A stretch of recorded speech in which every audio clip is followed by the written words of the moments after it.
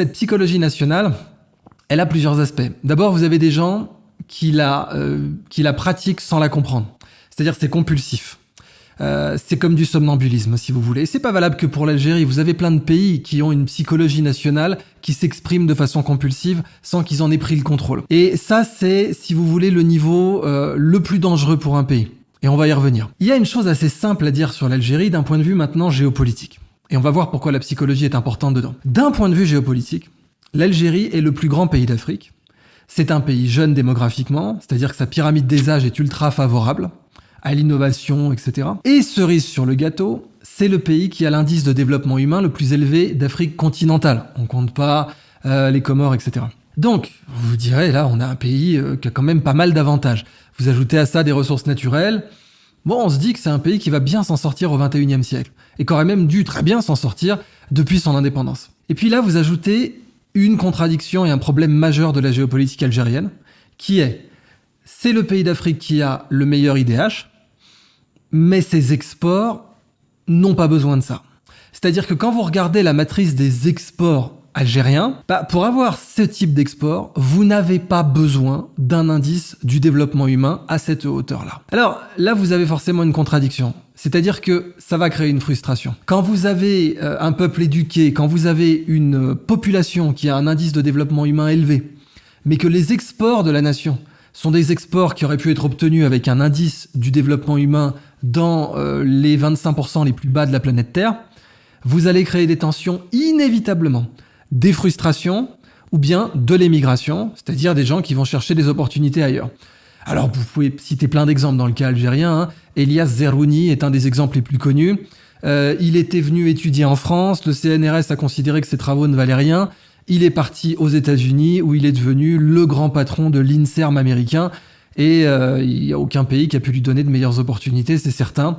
Mais les compétences et les brevets déposés par Elias Zerrouni, qui sont très nombreux et qui valent, en première approximation, autour de 100 millions de dollars cumulés, peut-être plutôt proche de 200 millions de dollars, n'ont servi à rien, ni à l'économie algérienne, ni à l'économie française. C'est l'économie américaine qui a eu l'intelligence de les utiliser et de les exploiter. Donc, bon, cette vidéo, elle pourrait tenir en 2 minutes. On dirait, voilà, vous voulez résumer la situation géopolitique de l'Algérie. C'est le plus grand pays d'Afrique avec une démographie très jeune, et son IDH est très élevé, mais la structure de ses exportations n'a pas besoin de cet IDH élevé. Ça signifie que pour l'instant, cet IDH élevé ne sert à rien. C'est économiquement, sur le plan des exports, il ne sert à rien. Quand on laisse un pays jeune avec un IDH élevé ne pas participer aux activités économiques du pays, on crée des tensions, on crée des frustrations, et derrière la frustration, il y a la violence. Ou en tout cas, le potentiel de la violence, ou le potentiel de l'implosion. Et ça, c'est vraiment le défi algérien par excellence. Si on veut expliquer la géopolitique algérienne d'une façon synthétique, le plus grand défi de l'Algérie aujourd'hui, c'est celui-là. C'est concilier son IDH élevé avec son économie qui n'est pas du tout à l'exportation, l'économie d'un pays qui a un IDH élevé. Alors, encore une fois, je vous dis, cette vidéo, je pourrais l'arrêter là, ça y est, j'ai dit l'enjeu principal de l'Algérie au XXIe siècle. Mais seulement, l'Algérie n'est pas un pays normal. Sur le plan de sa psychologie nationale, ce n'est pas un pays normal. Vous avez beaucoup de pays qui sont anormaux, vous avez beaucoup de pays qui ont une psychologie nationale très particulière. On peut en citer des dizaines dans le monde. Mais bon, l'Algérie en fait partie. Et ça signifie que vous ne pouvez pas donner cette information sans utiliser un contexte diplomatique très précis et sans essayer de prendre des détours pour accommoder la psychologie nationale algérienne, parce que sinon, vous serez forcément vu ou comme un ennemi ou comme un ami, si vous dites évidemment que tout va bien en Algérie et que l'Algérie est un pays unique qui n'a rien à changer. Alors, quand j'ai fait ma dernière vidéo sur l'Algérie, j'ai pu constater ça. Je pensais pas que c'était devenu à ce point pathologique. J'utilise le terme pathologique, mais alors là, sans aucune pitié. Parce que, en réalité, l'Algérie a une fierté nationale très abondante et très importante. Mais c'est pas tout d'avoir une fierté. Il faut la canaliser. Et là, on va pouvoir commencer à se poser des questions. Des pays qui ont un sens de fierté nationale, il y en a là aussi plein.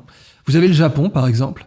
Le Japon a un sens de fierté nationale absolument intense, qui date aussi de son histoire très longue, puisque les dynasties japonaises, vous pouvez les faire remonter à 2500 ans, 3000 ans. Mais donc, vous avez dans le cas du Japon, un pays qui a canalisé sa fierté nationale dans ses infrastructures. La fierté nationale, c'est quelque chose de volatile.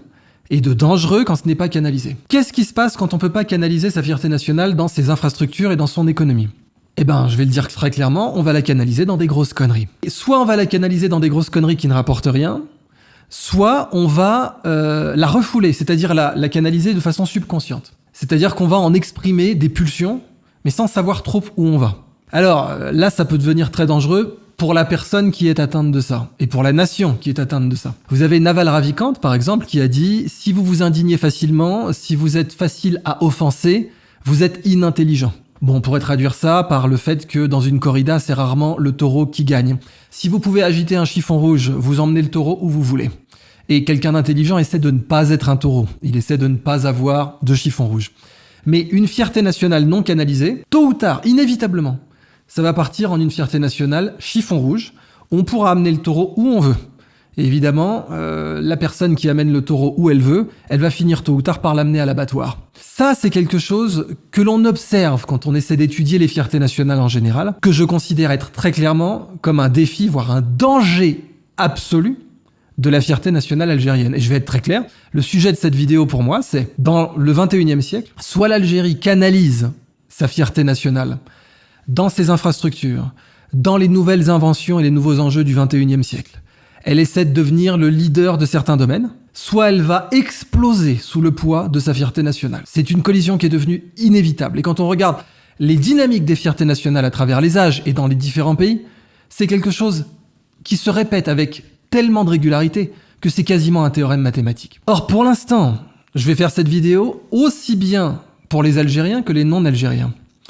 Je vais être très clair, l'immense majorité des non-Algériens pensent que c'est complètement illusoire de penser, de projeter que l'Algérie va être capable de canaliser sa fierté nationale dans ses infrastructures et dans des inventions et dans l'innovation et dans l'économie de la connaissance. Alors l'économie de la connaissance en particulier, je donnais un cas très précis, l'Algérie exporte des gaz de pétrole, tout le monde sait ça.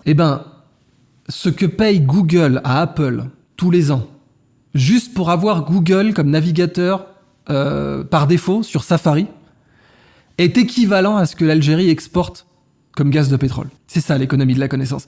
Juste ce que Google, société qui exporte pas de matières premières, juste ce que Google paye à Apple, c'est de la petite monnaie pour eux dans leur budget. 20 milliards, peut-être 25 maintenant. Alors l'Algérie n'aime pas être comparée. Ça c'est quelque chose que n'importe quel géopolitologue de l'Algérie sait. L'Algérie n'aime pas être comparée et le sentiment national et la fierté algérienne n'aiment pas être comparés. Alors, on va quand même être un petit peu obligé de comparer, mais on va prendre des comparaisons les plus lointaines possibles. Parce que comme pour toute psychologie très sensible, il vaut mieux faire ça. Alors on va comparer l'Algérie au Vietnam. Et on peut la comparer sous beaucoup d'aspects au Vietnam. D'abord parce que le Vietnam exporte à peu près 10 fois plus que l'Algérie. 8 fois plus, on va dire ça. Le Vietnam, ça doit être de l'ordre de 350 milliards d'exports par an. Donc ça, c'est de l'ordre d'à peu près 8 fois plus que ce qu'exporte l'Algérie. Alors on me dirait, oui, le Vietnam est plus peuplé, c'est exact. Le Vietnam est 2 fois plus peuplé. Donc ça signifie qu'en termes d'export par habitant, le Vietnam exporte à peu près 4 fois plus que l'Algérie. Tout en ayant beaucoup moins de matières premières. Et là, on va prononcer un mot qui fâche, diversification. L'économie vietnamienne est diversifiée. L'économie algérienne est en voie de diversification, c'est exact. C'est exact. Mais bon, pas à la hauteur du Vietnam. Alors, j'ai vu un autre aspect de, disons, la fierté nationale algérienne mal investie. Je vais pas dire mal placée, bon sang, beaucoup de gens vous diraient qu'elle est mal placée. Mais moi, je vais dire mal investie. Parce que vous savez, placée, vous pouvez le voir de 2 façons. Soit, la façon générale, c'est mal placé, c'est déplacé. Mais vous pouvez le voir de la façon financière. Vous pouvez dire la fierté nationale, après tout, c'est un actif, c'est un capital. Est-ce que ce capital est bien placé ? Est-ce que ce capital a été mis en banque pour fructifier ? Maintenant, on va poser les questions qui fâchent. Dites-moi quel produit, Made in Algeria, fait la fierté de l'Algérie. Dites-le moi. Là, évidemment, je parle aux Algériens. Dites-moi sur quel produit, Made in Algeria, il y a une fierté nationale qui s'est canalisée, qui s'est condensée. Je ne peux pas vous citer d'export algérien dont le Made in Algeria soit fier. Ça, c'est le premier point. Et le deuxième point, je peux même pas vous citer un programme national qui en est fait un objectif. Je ne peux pas vous dire que la fierté algérienne aujourd'hui ait parfaitement pris conscience d'elle-même et décidé d'investir dans le but d'être leader dans un domaine dans 15 ans.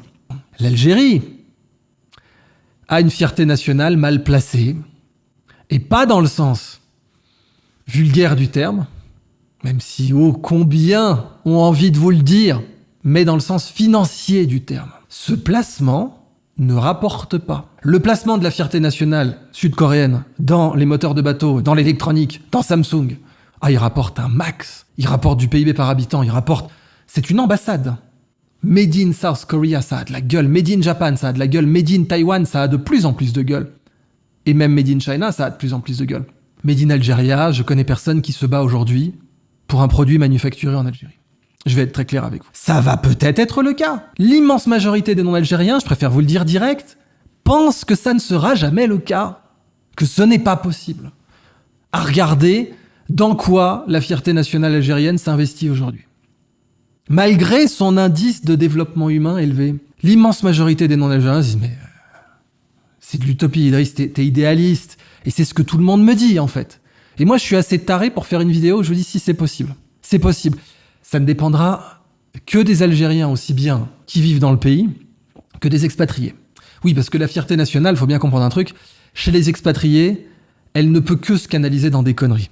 Puisque l'immense majorité des expatriés peuvent pas canaliser leur fierté nationale dans la production d'un produit manufacturé à très haute valeur ajoutée à l'export.